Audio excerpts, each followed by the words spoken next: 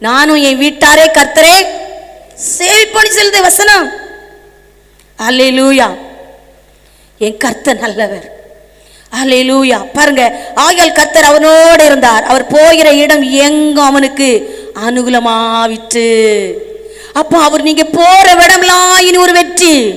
கர்த்தர் உங்களோடு இருக்கிறார், உங்களோடு இருக்கிறார். இந்த 1ஆம் தேதி உங்களுக்கு மாற்றம் தெரியும். உங்க வீட்டுக்குள்ள போகும் பொழுது இந்த 1ஆம் தேதிய வித்தியாசம் தெரியும். அல்லேலூயா. உலகத்தாரா நம்ம இருக்கக்கூடாது, உலகத்தாரா இருக்கக்கூடாது, பரலோகம் போக முடியாது. அல்லேலூயா. அவர் உங்களை விட மாட்டாரு. பரலோகத்துக்கு இத்தனை டிக்கெட் நம்மளுக்கு புக்கிங் பண்ணிட்டாருன்னா வேதமே வெளிச்சல அந்த அத்தனை புக்கிங் கொண்டு சேர்க்க தட்டும் அவர் சுத்தம் பண்ணி படத்தை போல பண்ணி எல்லாம் செஞ்சிருவாரு, கொண்டு சேர்த்துருவாரு. அல்லேலூயா. கர்த்தர் நல்லவர். ஆமென். நம்ம எப்படி இருக்கிறோம்?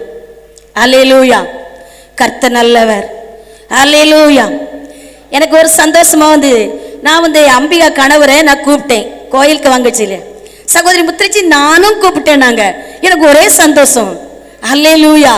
பரவாயில்லையே, ஒரு ஆத்மா கூப்பிட்டுருக்காங்களா, அவ்வளவு பெரிய பாக்கியம். வாராத அவங்க மனசு கூப்பிடதான் ஆண்டவர் பாப்பாரு. இந்த புது வருஷத்துல ஒரு ஆத்மா கூடணுமே, அதை தான் அவர் பாப்பாது. வராது இருக்குதான் அவங்க இஷ்டம். அல்லேலூயா. கூப்பிடுறது நம்ம கடமை. அல்லேலூயா. பாருங்க, 1 நாளாகத்துல 5:20 படிங்க. 1 நாளாகும் 5:20. அவர்களோட எதிர்க்கத்தக்க துணை பெற்றபடியால் ஆகாயிரம் இவர்களோடு இருக்க யாவரும் அவர்கள் கையில் ஒப்பு கொடுக்கப்பட்டார்கள்.